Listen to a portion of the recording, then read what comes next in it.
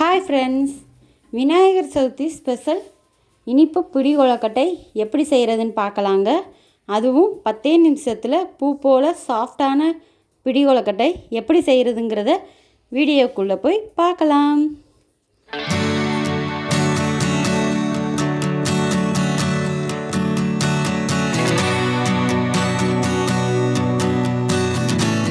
First இந்த ரெசிபிக்கு பச்சரிசி மாவு எடுத்து வச்சுருக்கேங்க. இது வீட்டிலையே பதப்படுத்தப்பட்டு அரைச்சி வச்ச பச்சரிசி மாவு. இதிலேருந்து ஒரு 3 கரண்டி அளவுக்கு எடுத்துக்கலாம். இந்த கப்போட மெஷர்மெண்ட்டில் ஒரு 3/4 கப் அளவுக்கு மாவு எடுத்துக்கிறேங்க. இந்த 3/4 கப் மாவுக்கு ஒரு 18லேருந்து 20 கொழுக்கட்டை வரையும் வரும். இதோட சின்ன சின்னதாக கட் பண்ணி வச்ச தேங்காய் துண்டுகள், தேங்காய் சேர்க்கும்போது நல்லா கொழுக்கட்டை சாப்பிட்றதுக்கு நல்லா க்ரன்ச்சியாக இருக்குங்க. 2 டேபிள் ஸ்பூன் அளவுக்கு கருப்பு எள் எடுத்து வச்சுருக்கேன்.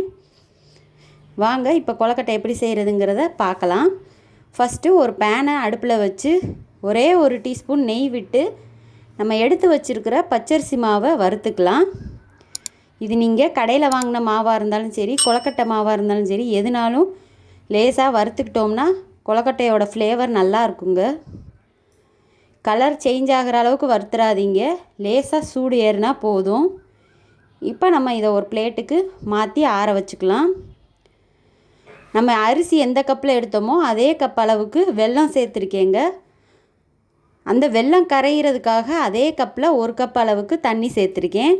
1 கப் மாவுக்கு 1 கப் வெல்லம், 1 கப் தண்ணி, இதாங்க சரியான மெஷர்மெண்ட்டு. இதன்படி ட்ரை பண்ணி பாருங்கள், கொழுக்கட்டை சூப்பர் சாஃப்டாக வரும். இப்போ வெள்ளை கரைசல் நல்லா கரையட்டும். பாருங்கள், நல்லா கொதித்து கரைஞ்சி வருது. இந்த வெல்லத்தோடு நம்ம கொழுக்கட்டையோட ஃப்ளேவருக்காக கொஞ்சோண்டு சுக்கு பொடி சேர்க்குறேங்க. நீங்கள் ஏலக்காய் தூள் இருந்தாலும் சேர்த்துக்கலாம். இப்போ வெள்ளை கரைசல் தயாராகிருச்சுங்க. இது நல்லா கொதித்து வந்துருச்சுனாலே உள்ள கட்டிகள் எதுவும் இல்லைன்னு அர்த்தம். பாருங்கள், இப்போ நல்லா கொதித்து வந்துருச்சு. இப்போ நம்ம இதை ஃபில்ட்ரு பண்ணிக்கலாம். ஃபில்ட்ரு பண்ணிக்கிறது ரொம்பவே நல்லதுங்க. வெல்லத்தில் இருக்கிற மண் தூசியெல்லாம் நல்லாவே ஃபில்ட்ரு ஆயிரும். இப்போ அதே பேனை ஸ்டவ்வில் வச்சு ஒரே 1 டீஸ்பூன் நெய் விட்டு நம்ம எடுத்து வச்சுருக்க தேங்காய் துண்டுகளையும் எள்ளையும் சேர்த்து லேசாக வறுத்துக்கலாங்க. தேங்காயோட நிறம் மாறணும்னு அவசியம் இல்லைங்க. எள் மட்டும் கொஞ்சம் படபடன்னு பொரிஞ்சு வர ஸ்டேஜ் வர்ற வரையும் வறுத்துக்கலாம். இந்த மாதிரி எள்ளை நம்ம வறுத்துட்டு சேர்க்கும்போது அதோட அரோமா நல்லாவே கிடைக்கும். சாப்பிட்றதுக்கும் நல்லா சூப்பராக இருக்குங்க. அதை ஒரு பிளேட்டுக்கு மாற்றிட்டு இப்போ நம்ம கரைச்சி வச்சுருக்கிற வெள்ளை தண்ணியை மறுபடியும் பேனில் சேர்த்துக்கலாம். தண்ணி நல்லா கொதிக்க ஆரம்பித்த உடனேயுமே நம்ம வறுத்து வச்சுருக்கிற மாவை உள்ளே சேர்த்து கிளற ஆரம்பிச்சிடலாங்க. நீங்கள் கிளற வெல்லத்தோட தண்ணியும் மாவும் ஒன்று போல் சரியான அளவில் கலந்து வந்துடும். இந்த மாதிரி பேனில் ஒட்டாமல் வர்ற ஸ்டேஜ் வர்ற வரையும் நல்லா கலந்து விட்டுக்கோங்க. பாருங்கள், வெள்ளை தண்ணியும் மாவும் நல்லா ஒன்று போல் கலந்து வந்துருச்சு. இந்த ஸ்டேஜில் நம்ம வறுத்து வச்ச தேங்காயும் எல்லையும் சேர்த்து கலந்து விட்டுக்கலாம். ஸ்டவ்வை ஆஃப் பண்ணிடுங்க. இது கொஞ்சம் ஆறவும் நம்ம இழுத்து பிசைஞ்சிக்கலாங்க. இது ஒரு பக்கம் ஆறட்டும். ஒரு 5 நிமிஷம் ஆறின உடனேயும் நம்ம ஒரு பிளேட்டுக்கு மாற்றிக்கலாம். பார்க்குறதுக்கு இப்படி உதிரி உதிரியாக இருக்குங்க. இதை நம்ம ஒரு பிளேட்டுக்கு மாற்றி தண்ணியை லேசாக தொட்டு தொட்டு இந்த மாதிரி பிசைஞ்சோம்னா நம்மளுக்கு கொழுக்கட்டை பிடிக்கிற ஸ்டேஜுக்கு சூப்பராக வந்துடும். இதை பிகினர்ஸ் கூட பயப்படாமல் ட்ரை பண்ணலாங்க. இப்போ கையில் கொஞ்சோண்டு நெய் தடவிக்கோங்க.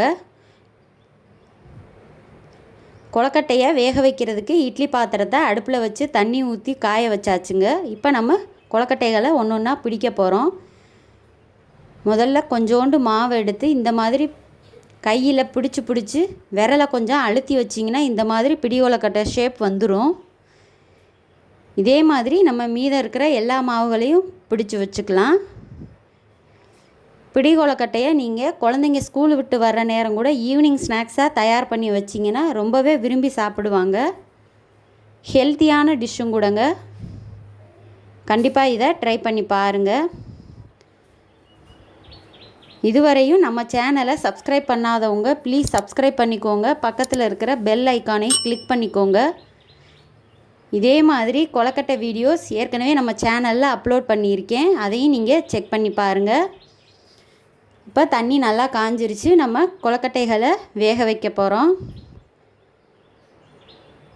தண்ணி காயங்குள்ளேயுமே வேக வைக்கக்கூடாதுங்க. தண்ணி நல்லா கொதித்து வரவும் தான் வேக வச்சுக்கலாம். ஒரு மூடி போட்டு ஒரு 5லேருந்து 7 நிமிஷம் வேக வச்சா போதுங்க. பாருங்கள், இப்போ கொழுக்கட்டைகள்லாம் நல்லா வெந்து வந்துருச்சு. இது வெந்துருச்சுன்னு எப்படி தெரியும்னா பார்க்குறதுக்கே நல்லா ஷைனிங்காக இருக்குங்க. இதை நம்ம பார்த்த உடனேமே கொழுக்கட்டை வெந்துருச்சுன்னு ஸ்டவ் ஆஃப் பண்ணிடலாம். இப்போ பாருங்கள், கொழுக்கட்டைகள் சூப்பராக தயாராகிருச்சு.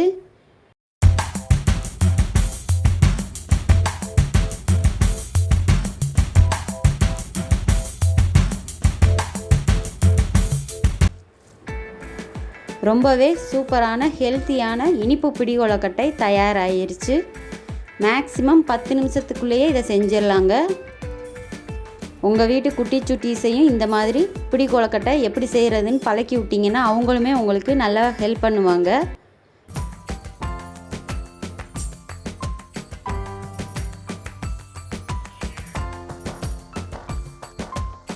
ரொம்பவே ஈஸியான இந்த பிடி கொழுக்கட்டை வீடியோ உங்களுக்கு பிடிச்சிருக்குன்னு நம்புகிறேங்க. இந்த வீடியோ உங்களுக்கு பிடிச்சிருந்தா நம்ம சேனலை லைக் பண்ணுங்கள், ஷேர் பண்ணுங்கள், கமெண்ட் பண்ணுங்கள்.